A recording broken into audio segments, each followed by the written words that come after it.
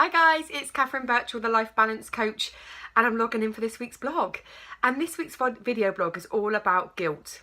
Now I'm sure this is a really familiar word for a lot of you, and it's such a hot potato with my clients. When I'm working with clients on my life coaching and my counselling, the guilt is something that really eats away at people. Now, there's loads of different avenues we can talk about guilt with, but today I'm going to home in on a certain type of guilt.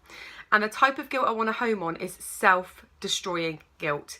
Guilt that eats you away from the inside because you're putting it on yourself. So can anybody relate to this? So this was me.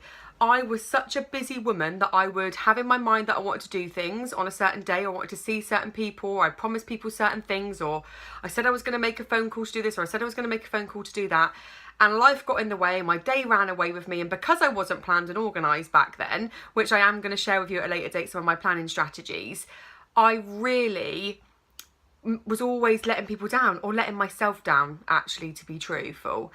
And once that happened, the guilt started to rear its ugly head. Now, I'm talking about things like, I said I was going to do something at work that day and I didn't get it done. I thought I was going to meet a friend and I didn't meet a friend. I was going to phone somebody and I didn't phone somebody and I completely forgot. And then this guilt and this anxiety would start building up on, oh my God, I'm such a failure. How have I not had time to do that? I should have written that down. I should have done this. I should have done that. And I started going through and playing in my mind all the things I should have done and feeling guilty about the fact that I hadn't done it. And the biggest thing that I used to feel guilty about back then was taking time out for myself. Now, I don't know if anybody can relate to this. Who is a busy woman that never feels like she gets any time for herself? She's either always working, cleaning, looking after the kids, running around after her partner, taking the dogs for a walk, always out socialising with friends, you know, always doing something, and never felt like she got to any time for yourself. So what happens is you begin to get run down, and you then, when you decide to take time for yourself, you start to feel guilty about it. Oh God, I'm taking this hour to do something for myself, read a book or have a bath or sit down and watch a good movie that I love. And oh, what should I be doing? I should be making those phone calls. I should be doing the washing. I should be. And all you start thinking about is all the shoulds rather than just enjoying that time. And what happens over a period of time is you become so run down from, one, not taking any time for yourself, and two, overthinking these things and letting the guilt of those things consume you. And it affects your mindset, it affects your wellness, you get exhausted, you get tired, and it really is a hard barrier to crack. Now, how did I start moving forward from this? Because I knew that if I was going to run a successful business, or if I was going to be successful in my career, my life, my family, anything, I had to try and remove this guilt barrier, and I had to take time for myself. Because if I don't take any time for myself, I'm really not the best version of me.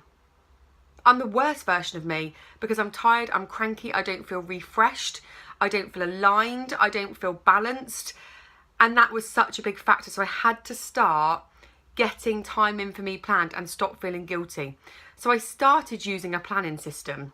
I started using a planning and prioritising system, which worked really well, which I will share with you. And I do work through on a one-to-one with my clients to help them break down this same barrier. And what I found was when I started using a more structured planning system, I was able to plan that time for myself and not feel guilty about it because I'd done everything else I wanted to achieve that day. So I was realistic around what was I going to get done that day, what else is happening in my life, and what have I actually achieved. And have I had some time for myself?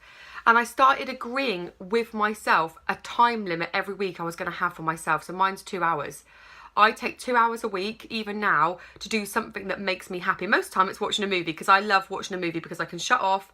I love watching the same movies over and over again, the ones I love, musicals, all the sort of things that I enjoy. And I just turn my phone off and I just shut off and I just enjoy that movie. And I feel very refreshed off the back of it. But I had to make time for me to do that.